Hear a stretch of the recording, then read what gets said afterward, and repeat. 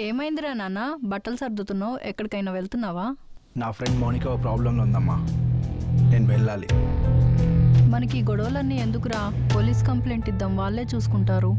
వాళ్ళు వెళ్ళి చూసుకునే లోపు తనకేమన్నా అయితే నన్ను నేను క్షమించుకోలేనమ్మా. నా మాట వినరా నాన్న.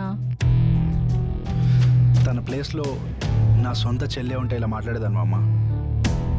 నువ్వేం కంగారు పడకు, నేను వెళ్ళి అక్కడ తనకు అన్ని జాగ్రత్తగా చూసుకొని సెటిల్ చేసి తిరిగి వచ్చే బాధ్యత నాది. అర్థమవుతుందా?